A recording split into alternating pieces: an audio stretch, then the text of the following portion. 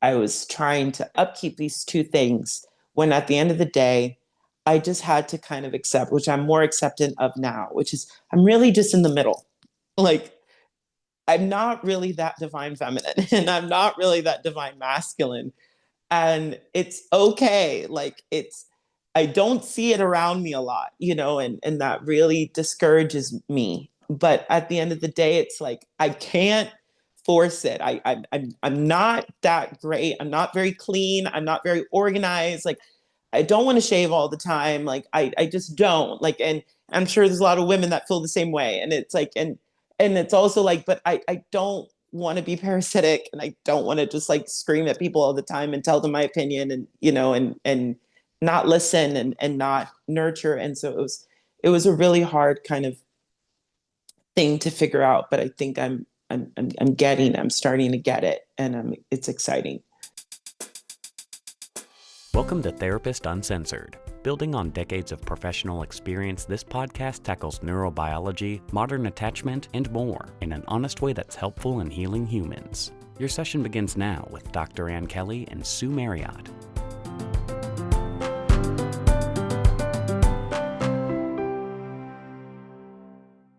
Hey, everybody. Welcome back to Therapist Uncensored. My name is Sue Marriott, and I am sitting here with Quentin. And before I say more about you, would you like to get us started by describing yourself? Well, I definitely like to say I'm a creative.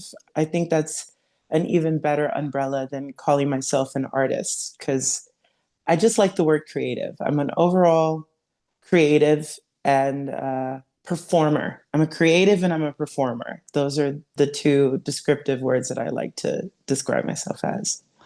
And we met doing a joint project with some local community groups in Austin, Texas. And I was just so struck and felt like you had so much to offer our audience.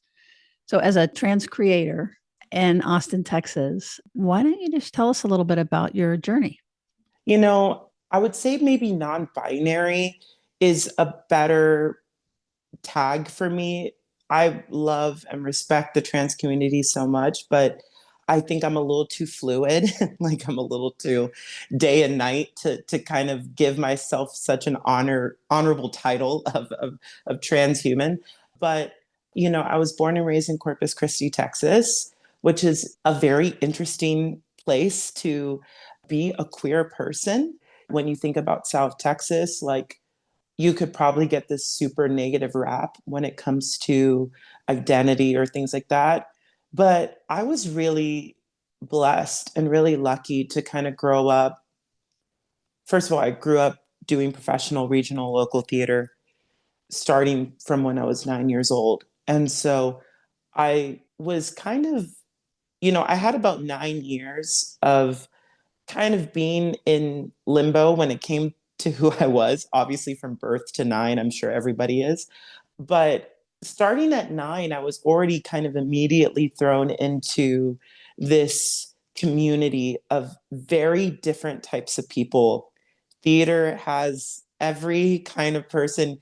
A lot of people think it's just one type of person, but it's everybody. Like, there is cis identifying straight people, there are trans people, there are queer people, there are trans people that are not presenting themselves as trans people, and there are queer people that are not presenting themselves as queer people, and there are straight people that are presenting themselves as queer people. And so you're just kind of like, it kind of rips the band-aid for you, especially as a child. And I did 46 shows in my stunt of theater. And so I kind of played everybody and kind of did everything. And when you're growing up, paralleling that with your gender identity, being a queer person, I think it gave me a lot of liberty to explore, quite literally, every asset of myself, the hyper masculine side of myself, the hyper feminine side of myself, depending on what the role demanded of me. So a lot of times when I talk about my childhood, I talk a lot about theater because that's just was such a huge component of it. I was an only child, I was adopted, but biologically I have like 15 brothers and sisters. I don't know who my biological father is. I have a very good relationship with my biological mother.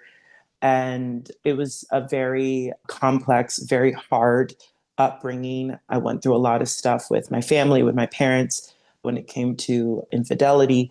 And that was a lot of my childhood, was reconciling and dealing with a lot of these traumas while also having to perform at the same time. And then I moved to Austin in 2017 was kind of when I officially moved. And it was terrible. I shouldn't have done it. I was 18. I wasn't ready. Couch to couch, staying at my friend's house. Every time I like think about that era of my life, it is in black and white. Like it just felt like this really bizarre floating time. And then finally decided I'm going to go home. Went home at the top of 2019 and started working on a musical, started working on music kind of heavily for the first time, even though I had already worked on it before. And then 2019, I always say, is officially when I moved to Austin because I stayed until today. And now I'm going to be kind of floating everywhere. Was in a band, is in a band called The Past Lives. And that developed in 2021. And that was a whirlwind and very crazy. And then 2024 was when I said, okay, I'm going to focus on me and I'm going to focus on the solo work. I was going through a very hard situation in my life. And I was like, I'm going to focus on myself. And I did. And then that's when I made As Above, So Below. And that's how I feel, in a way, we kind of came into each other's ether.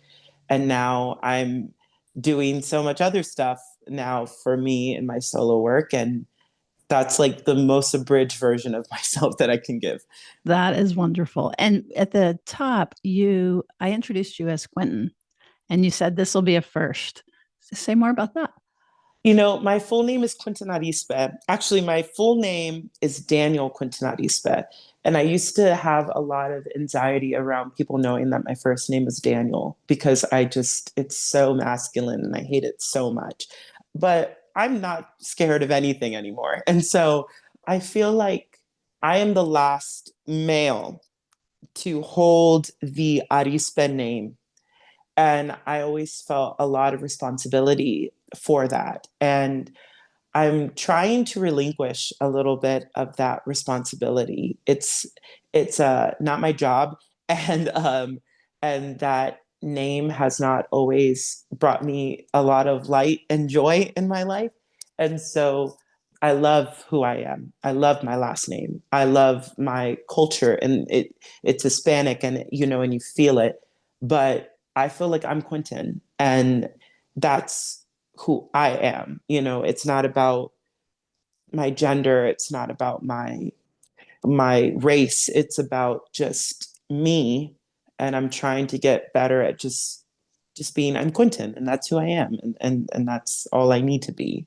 To join the single name, Cher, Madonna, Quentin. I think that the big things are going to come for sure. I saw you play in The Past Lives, and when I saw you, there's a visual part here. So as a listener, we can describe, perhaps, since they're not going to be able to visually see you. But there was a way, first of all, that the minute that you walk in the room, there's just an aura. You're a rock star. You come across, I'm a celebrity, I'm somebody. And it was beautiful. But the artist that came to mind was Prince. And just incredible. And then I meet you again at another time, and the visual is entirely different. And so just, yeah, can you say a little bit about that? And because that's a very important part of your creative process. Yeah, again, I say this 8 million times a day, but I was a theater kid. I am a theater kid.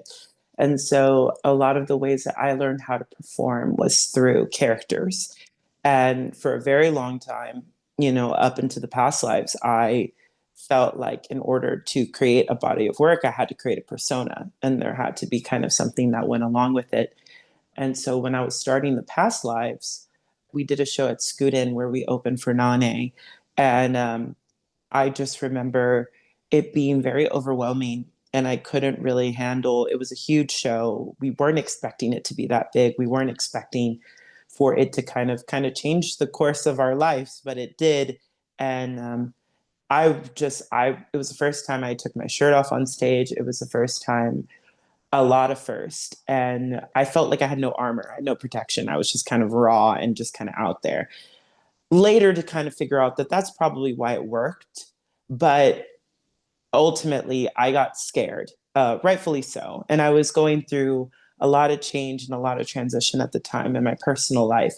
And so it kind of accumulated to this situation of me saying, okay, I need to create a persona. I need to create a barrier between me and the audience, which now I'm like, I don't know, girl. I don't know about that. But I get why I wanted it at that time. And so I kind of created this character called Neptune. And I was just like, I feel like a lot of people, I just felt very underestimated when it came to my masculinity. I always felt like people thought that I wasn't capable of it, or that I couldn't, embody it. And my joy of being an androgynous being is the fact of being able to harness both, and I was like, who am I to say that I'm an androgynous person when I've never explored my masculinity?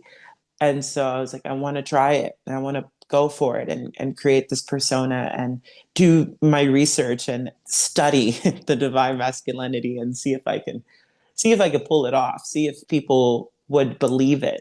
And it was such a fun journey and experiment, and a protector. It protected me. We got 5 South by shows that first year. We did ACL, we did Format Festival, we did the Sonic Guild Ball at Moody Theater. We did all these things within the first year before we even really had a single out.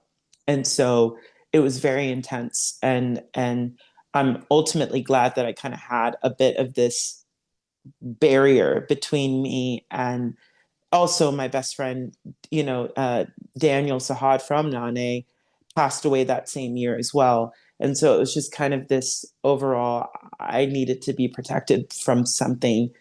Now I don't necessarily feel that way anymore. And so that was kind of the exploration. But I feel like now, when it comes to the characters or the personas, I'm trying to figure that out. I'm trying to figure out that balance because I don't want there to be a barrier anymore. You're not needing it defensively. I don't. And I think that it was I think, and this is not for everybody. This is my journey. But I felt like, looking back at it now, I think it limited me. And I think I was putting myself, as a Capricorn, I was putting myself in these really harsh boxes. And I didn't need to do that. I can do whatever I want whenever I want. And I needed to kind of come to that. And I've just been so used to my whole life, being directed and being told what to do and being told who to be and how to be it. And, hit that mark, and that light's going to hit you at that time. And you got to be there every time. And I'm spending my 20s kind of undoing that, layer by layer by layer. And so, yeah, it's a journey to dismantle the protection, especially when you're a queer person. All we want to do is protect ourselves and guard ourselves because the society is just so uneducated when it comes to our existence, even though we kind of fundamentally created a lot of this existence. And so it's really complex. And it's like, okay, like if I'm going to go for it, I just got to be raw, and I just got to be out there, no Neptune, no Arispe, no nothing, just Quentin. Like you gotta figure out how to do it with the brain that you have and the voice that you have and the words that you have, and nobody else's, and no other personas, just yours. And that's been a journey. What a beautiful bridge that Neptune was. It sounds like that, but that you don't need that bridge anymore is part of what I'm hearing. But before we leave that particular era, I'm curious when you're saying that about this is the first time that you took your shirt off, that you're bearing your chest, and that you're exploring the divine masculine. What did you learn in that as someone who, like you said, people didn't believe that you could do it or wondered if you could do it? Yeah. What was your experience and what did you learn from that? I have so much, which is a very controversial thing to say, what I'm about to say to some. I gained sympathy. I don't know if the word is sympathy, but when you are being perceived in the world as a man, I've never really experienced that because people either don't know what gender I am or they probably will, if they're going to choose one, most of the time, actually, they go to the girl. Today I'm giving pretty androgynous. I know you can't see me, but it's giving pretty androgynous. But sometimes I can really kind of like turn it on and just completely, fade into the divine feminine.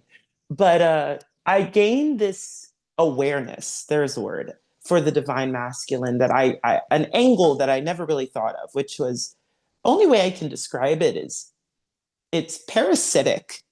It's like rage and anger, but it's exciting. It's not like I'm mad at something, but it's the feeling of it. It's kind of like your adrenaline, kind of rushes in this really kind of intense way. And of course that just happens when you're on stage, right? But when you're embodying this energy that is so dominant and is so, I'm sure a lot of women can experience this as well, but there's something about the privilege I like to say that I have of being able to take my shirt off and being able to completely present myself as this man, and as this energy. And, some will say, well, maybe that's just who you are, and then this version of you is maybe a more presentable version. I wouldn't agree with that because I hear that a lot. It's like, I remember when I was a little kid, everybody used to think that I pretended for my voice to sound like this. Like my friends were like convinced that I didn't actually talk like this because I can manipulate my voice so much. I can talk so much lower than this and I can talk so much higher than this. And so everybody always thought like, oh, you're just pretending. I was like, no, like this is just where my voice naturally lays. Like if I'm tired, sometimes it'll be a little bit lower, but like it was just kind of like I felt like I was always kind of trying to prove my femininity. Like I kind of grew up like trying to prove my femininity, which is quite the opposite, I think, of what a lot of like male born people are experiencing. And so when it came to this time to really kind of let him out, and let him go, I was like, oh, this is like very hard to control. And I can see how a lot of divine masculine people can lose themselves and have an issue when it comes to rage or anger or controlling their urges because it's just that male dominant parasitic thing, whatever is that thing that's talking in the testosterone to create, to procreate, to whatever it is. I felt like I finally tapped into that. Never tapped into that. I never needed it for my survival. And when I tapped into it, it was like, whoa, this is really intense. And then to go home and have to be somebody's girlfriend, was the crazy, like it was just like you're shooting yourself up with heroin and then teaching toddlers at a daycare, like in the same day within an hour and a half from each other. And it was like, how do you, it was a very crazy analogy, but it was just, there was just such a polarity that I was having to figure out where do I exist in this? Like who's real? Like who's the real one and who's the are they both real? Am I really these extremes or like so then where do I lay in the middle of it? Like how do I acclimate? How do I balance myself? So it was kind of this like crazy like more than I know how to perform. You know what I mean? I know how to sing. Like that's easy. But the battle with myself.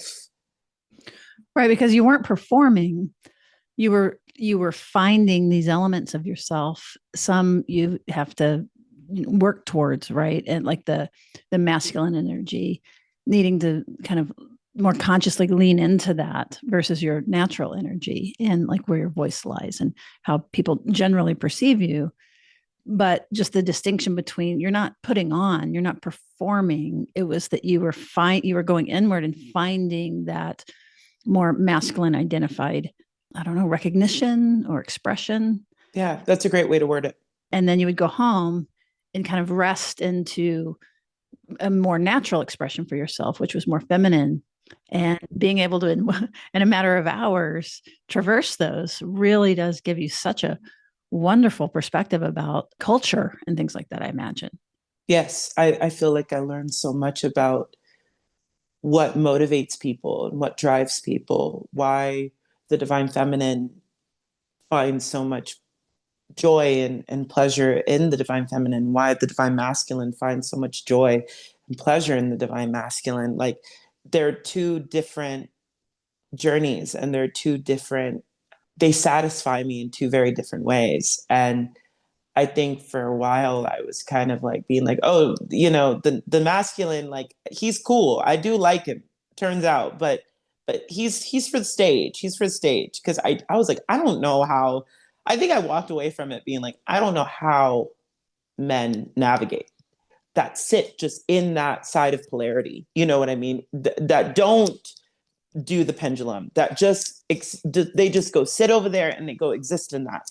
I don't know how they do it. I don't want to say I have so much respect for it, but I just have a very good understanding of it. And I was just like, man, like I just mm, a lot. I would think I think more than the other way around. I think the girls got it figured out in a way because there's such actually a lot of dominance and control that comes with the divine feminine that I think gets really undermined in our society because we're just so used to this very archaic, very artificial understanding of dominance and masculinity, which I don't think actually really exists. I think that the divine masculine is kind of like this gives them a lot of credit, but it's kind of like the God particle. I think it's like it's this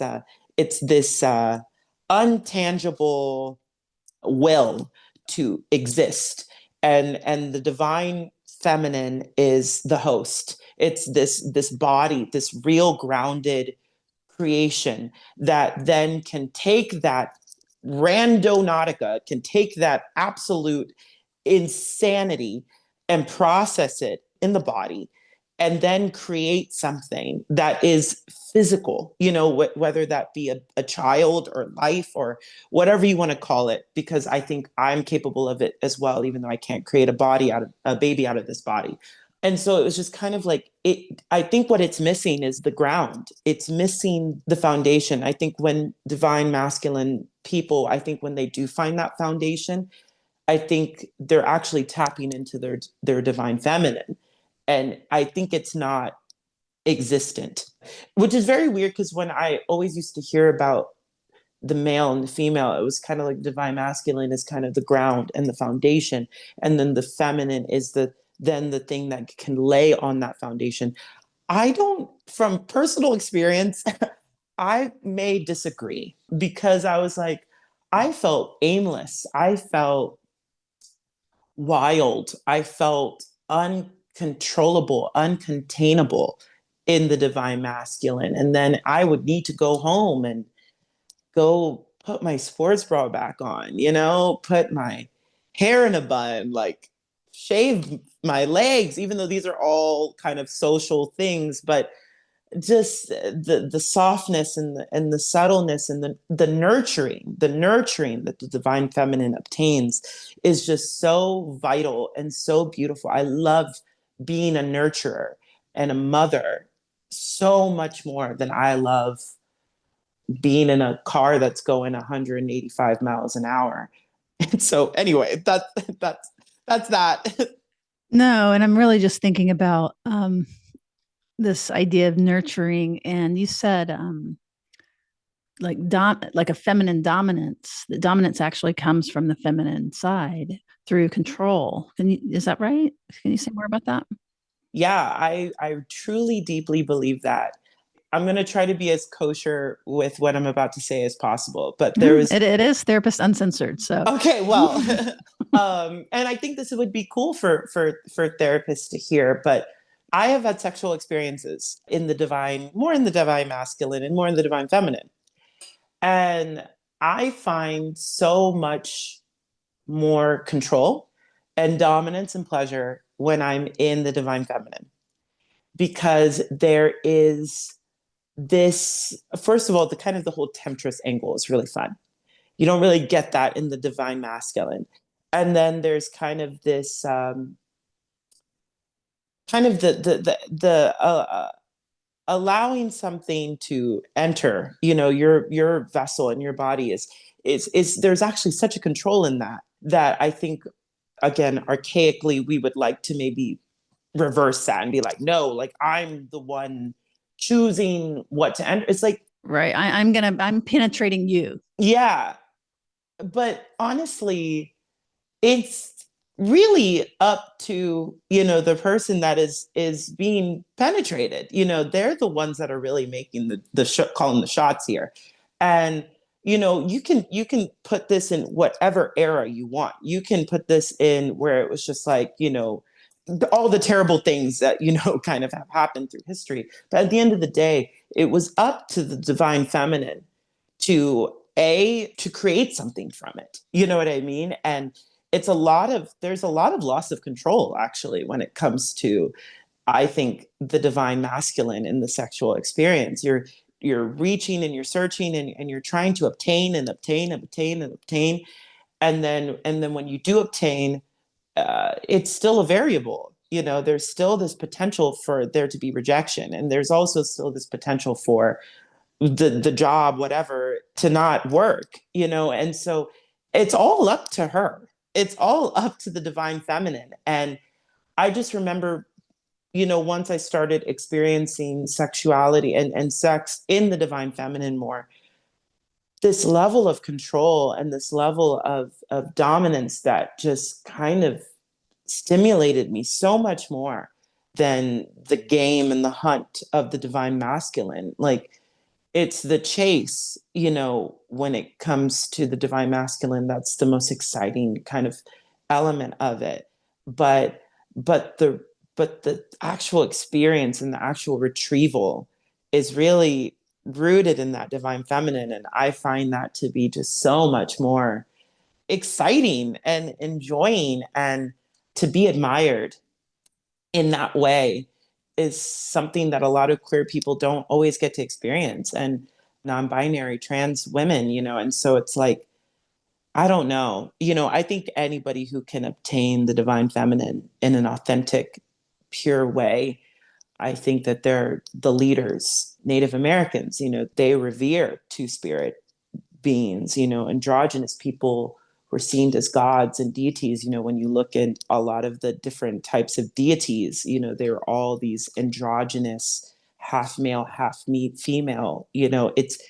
We come from the divine masculine, we come from the divine feminine. And then I feel like through force, we are then just made to choose. And I think that the ones that are the most whole are the ones that can find the both. And I always want to say to people, I'm not special. I think people are like, oh my God, like, you look like a girl, but you're a boy. You're so special. And it's like, no, everybody can be me. I'm not this unique thing. I just have processed it in a different way, but everybody can obtain both their divine masculine and both their divine feminine.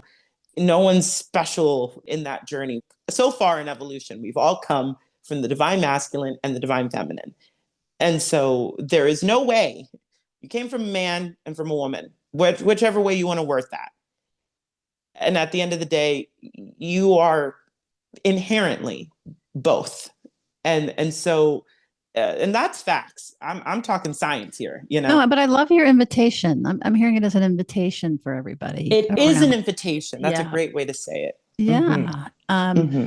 That where that it's not predefined, where that you come to discover parts of yourself and play with and explore as a way of becoming more whole. Yes, yes. And it doesn't always have to be outward. It doesn't have to be like, oh, I need to grow my hair out long and wear dresses. It has nothing to do with that. Those are all the social aspects of it. If you want to enter that, then that's great. But you really start to tap into yourself and start to define what feels more sensitive and what feels more nurturing, because that's probably the divine feminine. And why am I afraid of it? And vice versa. I was in vice versa. I was so terrified of the divine masculine. I didn't like it. I didn't understand it. I didn't want to understand it growing up. I did not see any men around me that made me be like, wow, I really want to get to know more about this. It never intrigued me. And a lot of people feel that way in the inverse, you know? And so once I started getting older, again, I'm so grateful for Neptune because he gave me that opportunity to show myself in a different way and express myself. And like you said, it wasn't a performance. It was a going into myself and finding this part of me that is very real. And it was so almost embarrassing. It was almost like terrifying to show the world that this part of me exists, because I've spent so much of my life showing the world I'm feminine and I'm light and and I'm all of these things. And so to kind of reverse that was scary, especially I had a boyfriend, you know what I mean? Like, who had never been with a queer person, you know? So I was kind of going against all the rules, and it ended up creating a lot more anxiety within me because I was trying to upkeep these two things when at the end of the day, I just had to kind of accept, which I'm more acceptant of now, which is I'm really just in the middle. Like, I'm not really that divine feminine and I'm not really that divine masculine. And it's okay. Like, I don't see it around me a lot, and that really discourages me. But at the end of the day, it's like I can't force it. I'm not that great. I'm not very clean. I'm not very organized. Like, I don't want to shave all the time. Like, I just don't. Like, and I'm sure there's a lot of women that feel the same way. And it's like, and it's also like, but I don't want to be parasitic, and I don't want to just like scream at people all the time and tell them my opinion, and and not listen, and not nurture. And so it was a really hard kind of thing to figure out, but I think I'm starting to get it, and it's exciting. And how does race interplay with this? Whew, what a great question, because I forget about it all the time. I'm so on this journey of duality that I forget about the vessel, and I forget about the pigment of the vessel. That's fantastic to be able to forget. Yeah, it's I'm privileged. Yeah, when you're not, I think of it, would you be by a police officer driving, would you be mistaken for a white person or not? Do you gain the white privilege, whatever our expressions are. And so to be able to forget the pigment is is a privilege. Yeah, I think it's a choice. I think that the world likes to remind me. I think that I'm actively deciding that is not a real identifier for me. And again, there's a privilege in that, you know what I mean? But I've also experienced getting stopped and getting profiled. I've experienced all of that. So I'm not absent of that. I'm still at the end of the day a black person, or a mixed person. I'm Hispanic and African American. And so it's like, it's not like I'm absent of it, but I think for me, it's an active choice. It's an active decision. It's like I have to kind of start making some choices here when it comes to, what I'm going to be What you're going to explore and explore and yeah, be offended by, and, that's and be right. hurt by. That's right. I have a couple of things on my list. And so for me, I'm just like, I love my skin. I love my color. I've never had an issue with that.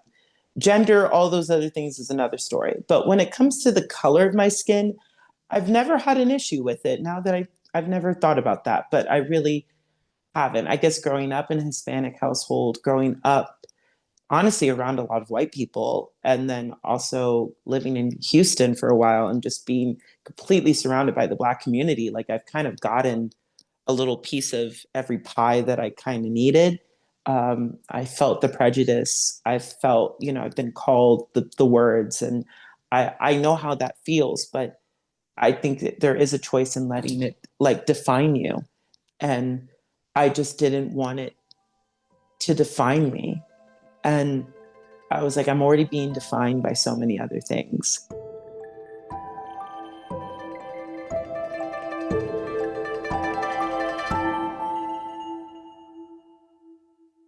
So I've been using AG1 now for over 6 months, which for me is amazing. I forget things a lot, but I make sure to make an effort to keep taking this and to do it regularly because it gives me all the good things. First and foremost, we keep hearing about gut biome and how important it is to mood and stress and all kinds of things. And I haven't quite known what to do about my gut biome. So AG1 is my answer. It has quality vitamins, whole food sourced superfoods, probiotics, and adaptogens, which calm down your overeager stress response system. I like that the ingredients are tested by a third party to ensure that what they say is what you get. I feel good about recommending that you try it, and I encourage you to keep taking it if you already are on board. Go to athleticgreens.com/therapist uncensored. Be sure and use that link because for our listeners, you'll get a free year's supply of vitamin B and free travel packets for you to be able to take this superpower on the road. That's athleticgreens.com/therapist uncensored. I'm really jazzed about our sponsor, Peak Nandeca. I literally drink it every morning. Sue can attest to that because I love the way it makes me feel. When they reached out to be a sponsor, I was a little skeptical because I'm not a coffee drinker, but I had really been curious because my caffeine intake had gone up and up and up because I was really craving that kind of alert focus that caffeine gave me. But I was feeling bad, too much jitters. I didn't like it. So I was really curious about this. And I can tell you that I really love it. It increases my focus, clarity, and my metabolism. I can feel the difference when I drink it. It's a slow release caffeine from probiotic fermented teas and mushrooms. They're functional mushrooms and they add cacao to enhance cellular function, and it works to balance the stress response, but it elevates my mood and my focus.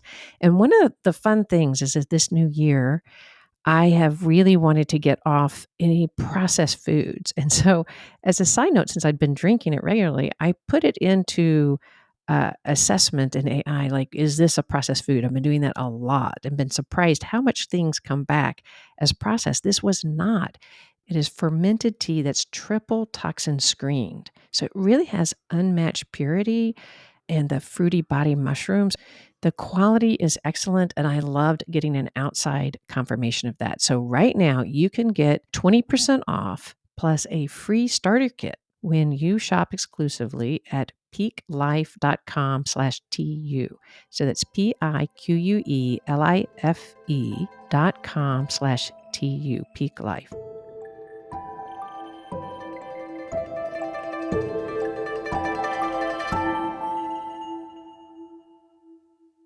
So you have this project that you've been working on, and it's called As Above, So Below. Can you say a little bit more about that? Well, we've been having this long conversation, about the divine masculine and divine feminine. So, you could kind of embody it that way, but for me, the duality and polarity have various, things within them. It's not just divine masculine, divine feminine. And for me, I was going through such an excruciating experience, personally, and I didn't know how to process it. It was kind of everything was kind of shifting all at once. And it was happening for a while. I had some time to prepare, but I'm a kind of last minute kind of girl. And so it kind of hit me all at once. And I started writing a lot after that experience. And I knew I wanted to tell a story about grief. I had lost my best friend, another best friend, to a really horrific car accident. And I was going through a separation. And it was all happening at the same time. Meanwhile, I'm having to perform and do these really intense shows as a man. And it was all of that was happening at the same time. And it was so overwhelming and so overstimulating for my brain and for my psyche that I kind of just shut down. And when I started rebooting, I was different and I couldn't undo that change. Something happened to me chemically. And I don't know if it was protection, whatever it is, I exist in it now. And I feel like I can't really reverse it. And I don't really want to. And so I started creating this project called As Above, So Below to kind of explore the dichotomy of grief, because there's two ways that I think you can go. There's many ways that you can go, but the two ways that I identified for myself was wanting to go out and have fun and be avoidant and just say, F it, I'm just going to do me. And then there's the other side of me that is wanting to be at home and wants to cry every day and never get out of my bed and just be with my dog. And I started realizing that both of them are important and you need both of them. And I started realizing if I'm here to be this duality person, I need to explore it in every way. And even in grief, I need to explore why people do X and why people do Y. And I did, and so I made a section of So Below, which is party girl music. It's house, it's EDM, it's DJ, and it's so that you can go out and you can get ready and you can. And there, I'm still talking about grief. I'm still talking about loss, but I'm putting it to this fun beat, and I'm It's like this outward energy. outward energy, outward, outward, outward. And then as above is the inward, and this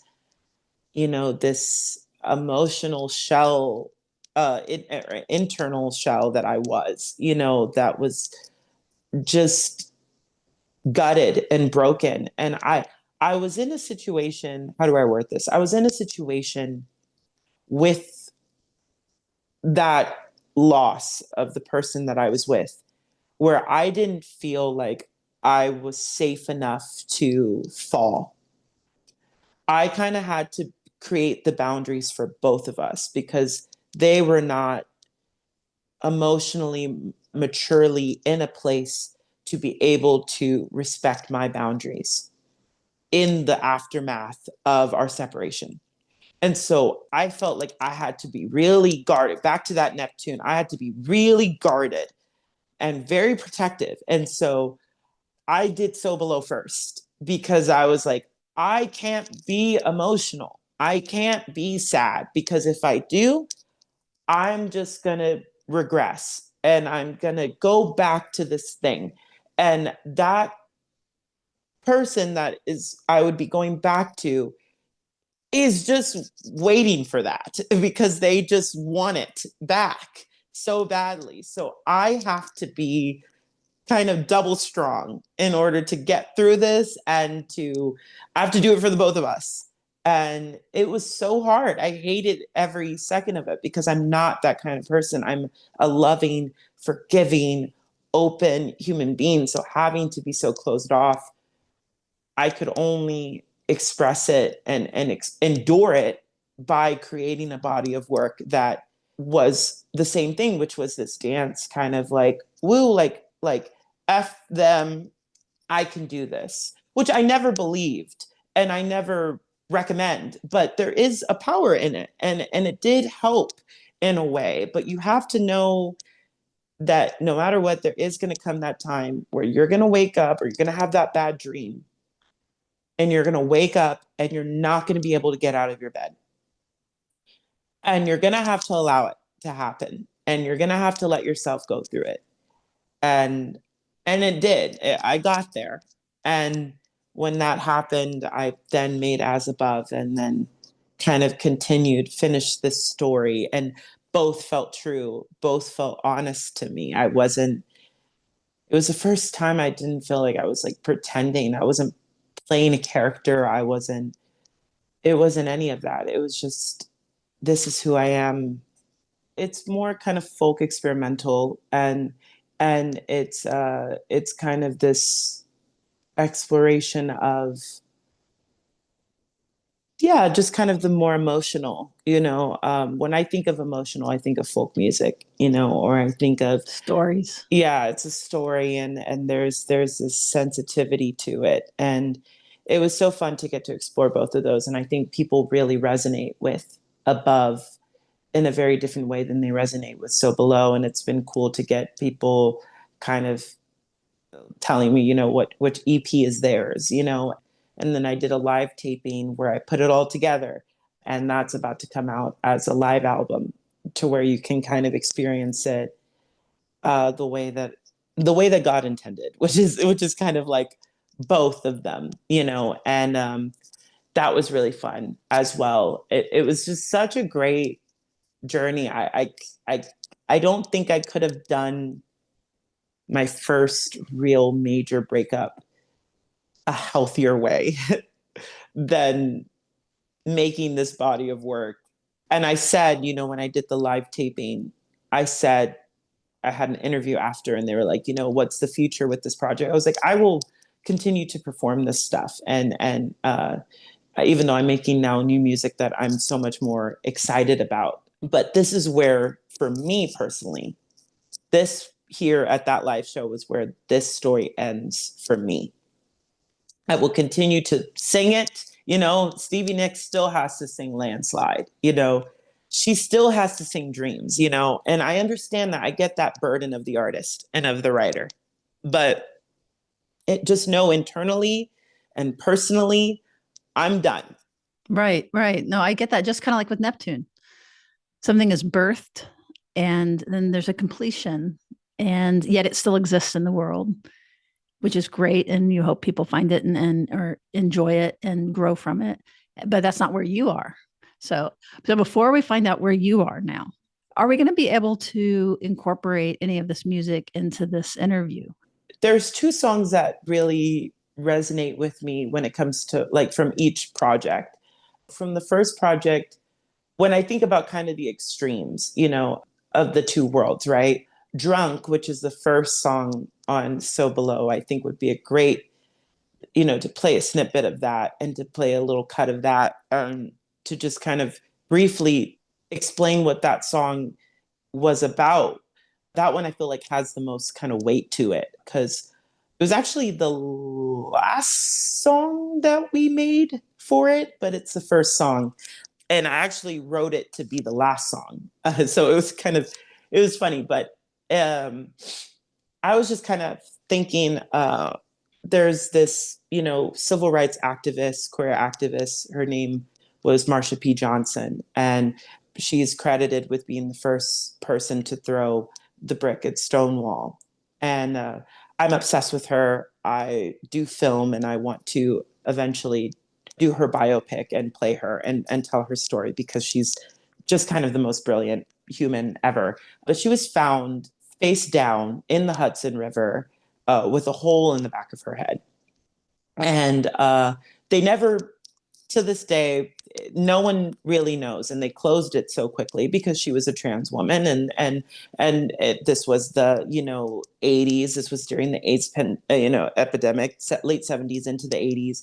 And so she was out, you know what I mean? And I always thought about that night. And I always think about so many trans women and queer people, and, in sex work and as sex workers, and the fact that, we are sometimes the most admirable, most favorable to a lot of these men, but in secret or in private or in this taboo fetishized way. And so I wanted to make a song about that,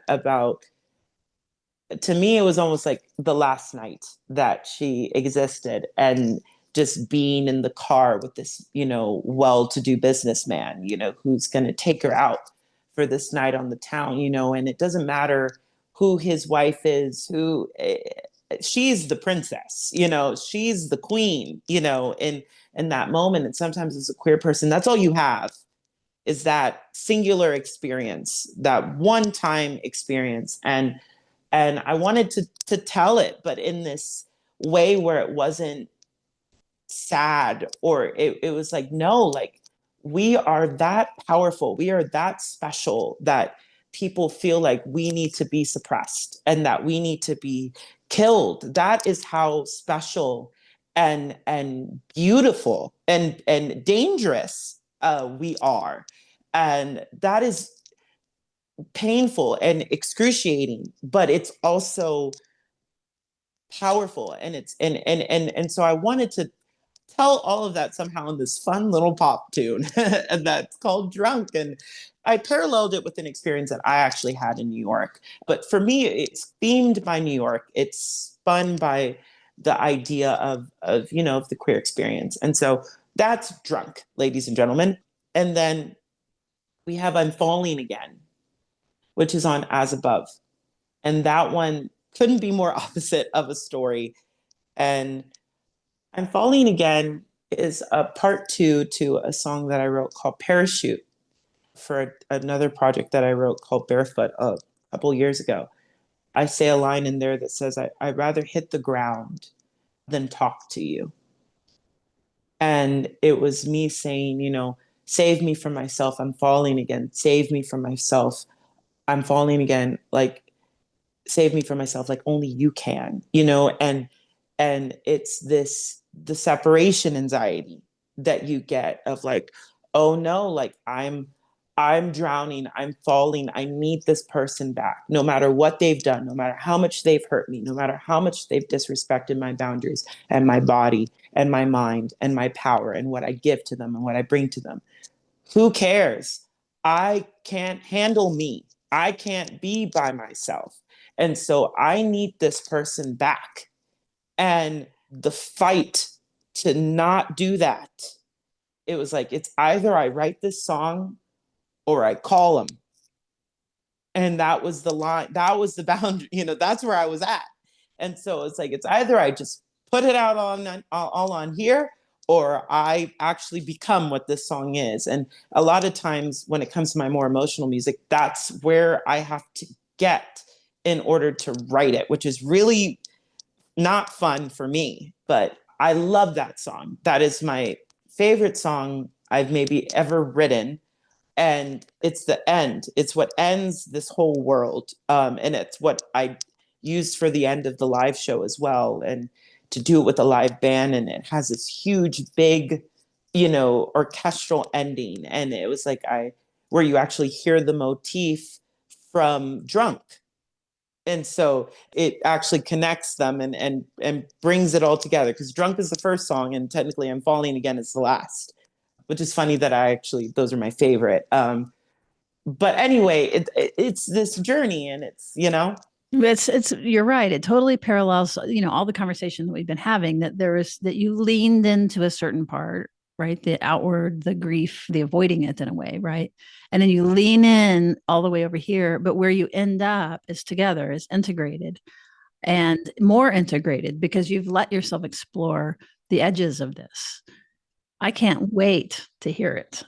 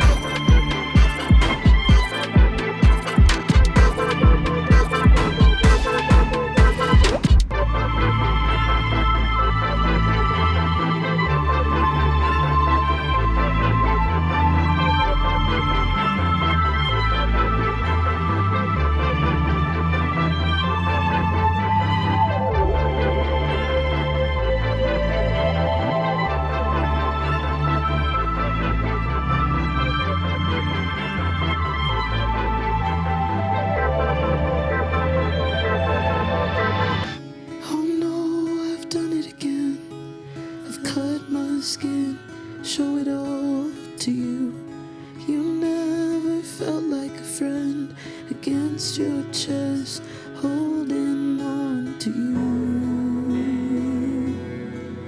I'm a screaming matches and hearing lies from you. I miss the rainy days. Save me from myself. I'm falling again. Save me from myself, like only you can. Save me from myself. I'm falling again. I'd rather hit the ground than talk to you. My stomach's turning around. I feel so empty, feel so bare now. You made me hate the wind, the curves of breast, twisting thoughts of you. Between her legs, creating life for you. To be your wife.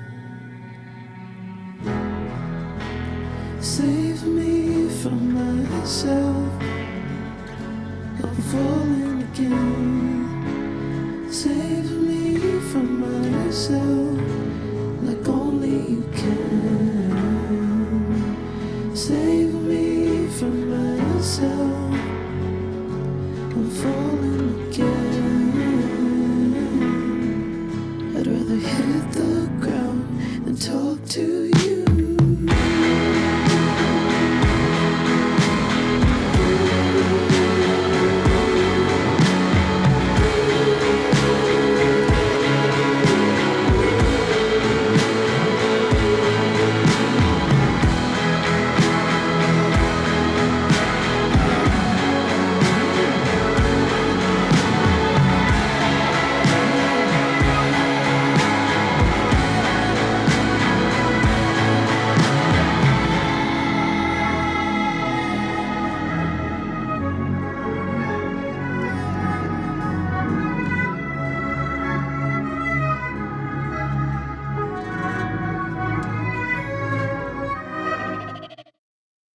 Okay, so what now?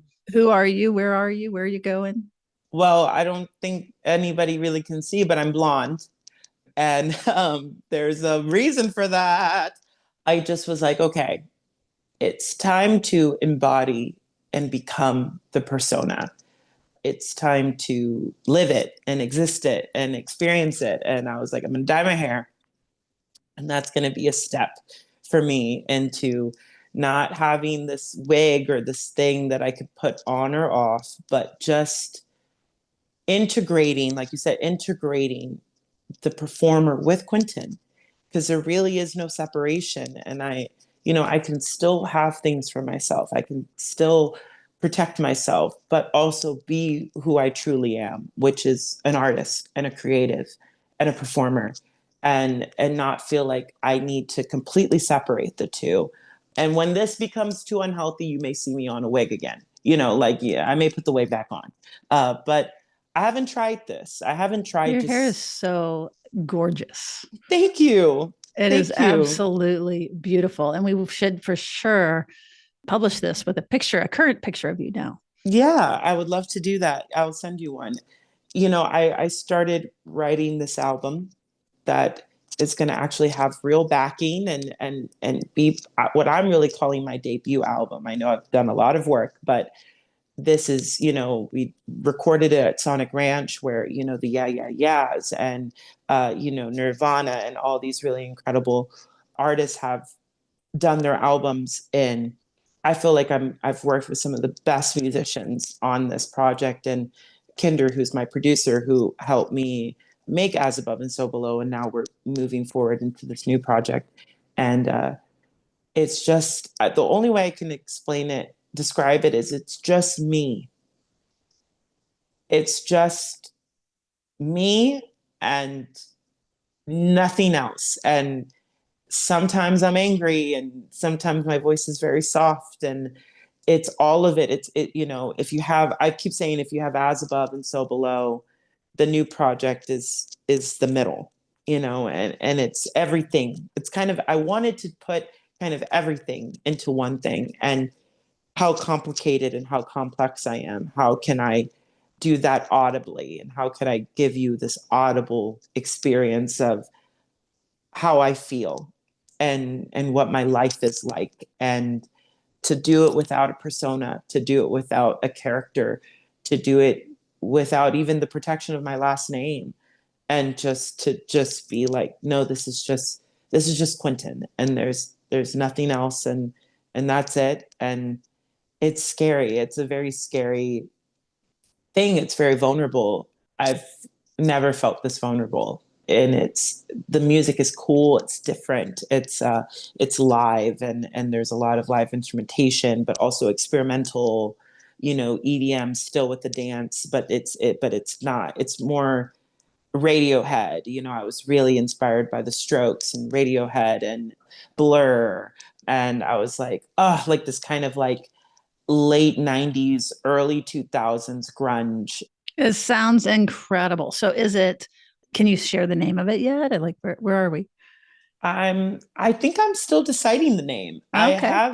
I have two names right now. And so I don't want to say the name yet, because I don't. It hasn't quite gelled. Not Yeah. yet. Not Yeah. yet, because I haven't finished it. I'm actually literally today going to kind of do the last two songs that are in my mind and try to flesh this out and see, okay, this is the body of work, and how do we execute this? So what I will say is that it's going to take a second to receive her because I'm doing it right. I'm going to do this right. And when you do it right, I'm learning, takes a lot longer and takes a lot more time. And you have to do a rollout, and you have to submit it to all these things, and so that if I want it, if the universe wants it to be on a billboard, it actually has the opportunity to do that. And there's so much work when it comes to when you actually elevate as an artist. You go from that underground to that above ground. Like, there's a lot of paperwork actually that's like involved with that. And I'm figuring all that out. I'm becoming, like, you have to kind of become a business person, and I'm running a business, and the business is me. And it's been such a joy. And I love my team. I love the people I'm working with. So you're going to still get a lot of As Above and So Below for a while I continue to figure this out. But I'm going to get blonder, and I'm going to So keep. what? Say more about the blonde. Why blonder? I'm probably going to look back at this in 5 years and be like, whatever, girl. But I'm going to say it because it's how I feel currently. I needed to kill me. I needed to kill the person that you met, and the person that went through what they did. I can't carry it anymore. And I had to kind of do it in the only way that somebody, theater kid like me, knows how, which is, when I look at myself, I need to look at somebody that is different. And I need to see somebody outwardly that doesn't look like the person that went through all that trauma and all of that experience. And it's for me, it's for my boundaries and for my safety and for my protection of my own brain. I was just like, I've always wanted to like just be like from the root blonde, and I've never fully done it right. I've never like figured it out because it's very hard to do. And I was just so excited at the concept of, again, embodying on a day-to-day basis the creative, the artist, and see how it feels to live with the artist that is Quentin, and not just be able to put it on and take it off. And so this hair is a step for me of like starting to begin that journey of embodying and fully becoming the artist known as, Quentin. And I'm not always it. I did not look like this about 30 minutes ago. What do you mean 30 minutes ago? I was like waking up. I was up until like 9 o'clock in the morning. So I was like waking up, and, my hair is in a bun. I have, my skin is dry and ashy, like, and that's what I realized is like, there's still a turn on that you have to do, even if you're just being yourself. Like there's still a step, that a gear that you have to turn on. And that's been a fun realization, because there still feels like a preservation. There still feels like something that no one's getting, which for some, I don't know why I need that so much, Oh, but I love that actually, because you're talking about exposure, you're talking about expression, you're putting yourself out there. This you've had all this life and you're very young. Would you mind sharing your age? I just turned 27. That is insane for what you have already produced and where you're going and how much you know yourself. And so I can totally understand because you are so generous with yourself. You're generous in this conversation. You are just generous artistically. It's like you're giving, giving, giving, giving, giving. It sounds so important for there to be some distinction that where you hold something back, something's private, something is not accessible. And I think of that as different than blocking or, anything shameful or anything like that. I'm just aware of how much you share and how much you've given. And I'm just so appreciative. And I know our listeners are so appreciative. Thank you. You just made me realize something, which is what therapists do. So you guys, you're great at your job, but you just made me realize that I think the reason why I feel like the time is now to be more myself is because I've actually gotten good at my boundaries. And I think that before, I was not good at boundaries. I was not good at knowing what is not okay for what to allow and to experience. And so I feel like because I was in that anxiety kind of fight or flight experience, I was like, I got to protect, I got to protect. And when it came to the artistry, but now, because I'm in reverse, I have such good boundaries now. I don't allow a lot of BS, to happen in my life. You're safer. You're safer with I'm yourself. so much safer. And because I'm safe or feel more safe, that now this is giving me an opportunity to actually be more open and more vulnerable and more authentic, and like and I feel like I actually can give more now than I could when I was just given everything. You I know what I mean? totally you're speaking our language now. That's what our whole book is about, secure relating, is that like as you connect to this inner strength and security that you're actually, yeah, that there's the boundaries come more naturally, which then actually helps you feel safer, which helps you give more. And yeah, exactly. That's really lovely. Yeah, it's been a great discovery because I love to give, and I lost that for a second because I was just so angry and so hurt. And that's not a place to live. Mm-mm.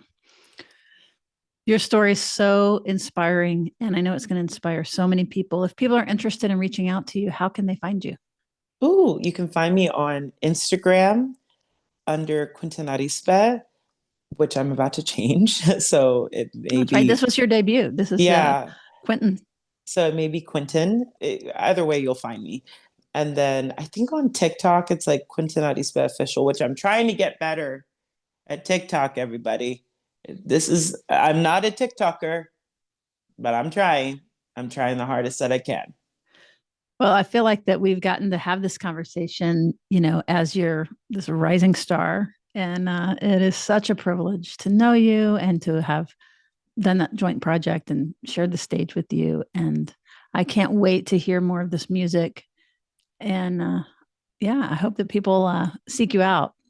Yes, and thank you for what you do. Thank you for you and your partner's work. It's absolutely incredible. And when I went and sat down and when you worked with Heather on that live episode, Oh, that's right. At the Kuya episode with Pam Benson Owens. yeah, where you talked about your book and God, I mean, the colors, and I started, really implementing that like a lot in my life, and realizing I feel like that was a big shift for me. That was a moment where I really needed to kind of hear that, because obviously from everything I've been describing to you, I was in a place where I thought what you guys are talking about would be very helpful for it, and it was, and I had to learn okay, where am I on this grid, and how do I navigate, and how do I get to the sides of the grid, to the colors that I need to be in that green zone?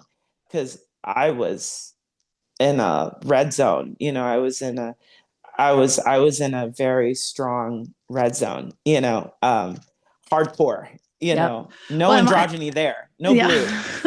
It was No all the way. integration. No, not at all. That's great. Well, thank you for saying that. It was really lovely to see you there. Anyway, I really feel just blessed is the word that comes to my mind, even though I'm not necessarily a religious person, but there's a real specialness in sitting with you. So let us know when the album drops officially as a above board artist and performer and creator. We would love to know about it. I would love to be back. Yeah. Yeah. And the what we're calling the underboard has been what a ride for you, how fast, how incredible. And I just love it. And so the parts that are already out, we're going to link everything in the show notes and make sure everybody gets it. And yeah, send us pictures, any picture, however you want to express yourself. I love the photo on the cover of the Chronicle, but that's a very different look. Send us a few. Yeah, I'll send you a few. Yeah, that was really fun. It wasn't actually until after that I realized what a statement it was for the Chronicle to put me on that cover. Because again, like I'm just living, I'm just existing.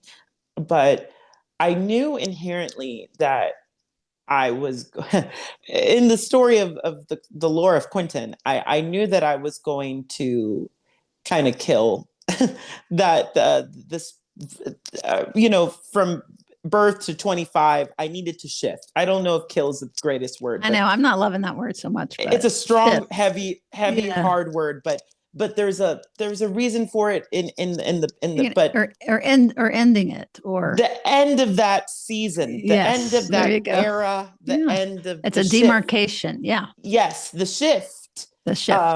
But I knew that the shift was coming, and I already knew it. I saw this person that I am right now, and that I'm becoming, and I'm going to continue to become, and I felt it. I'm so sensitive to my understanding of my body and of myself, and so I was like, I'm going to go on that cover with nothing. I'm like, no braids, no nothing, a fro and some aquifer and a dream, because I don't want a bunch of people to just see a high heel boot and a full bead of makeup, and I wanted it to just show that the queer experience and the androgynous experience, it does not have to be a spectacle.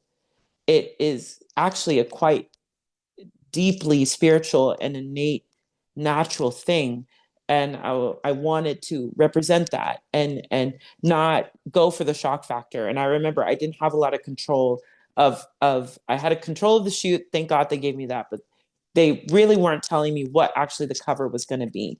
And I remember just calling them and being like, please do not make it the ones that I want to be on the inside, which is more of the feminine with the heels and the, it's like, please do not let that be like the first thing that you see. I was like, please let it be the one that I asked for, and that I shot specifically for the cover. And thank God that they honored that. They were like, okay, because they were going to choose the other one. And I was like, no, do not choose that one. That's going to turn so many people away from the message and from the story. It's like, there's a time and a place for me to be cunt.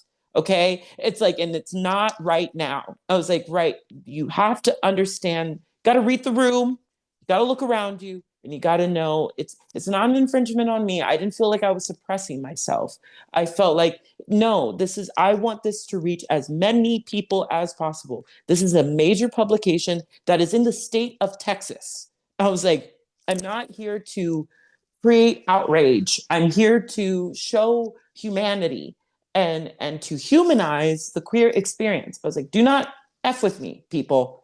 And they heard me very clear. And I'm very grateful that that cover is what it is, because it's so real and it's so me, and it's so who I was up until that point. Couldn't have been any more honest. And so that's it. That's my spiel. Well, it is beautiful. And for sure, I want to incorporate that into our thing so that people can see exactly what you mean. Well, thank you so much. And a current one. Need a current one. Yes, I will. All right. Thanks, everybody, for listening. If you enjoy this kind of incredible, new, fresh content, then please would you go to wherever you get your podcasts and give us a rating or review. Share this with somebody who could be inspired. We need all of this representation that we can get, especially here in Texas, but just everywhere right now. There's big targets. And we want to just keep promoting these fresh voices. So, all right, thanks for listening, and we will see you around the bend.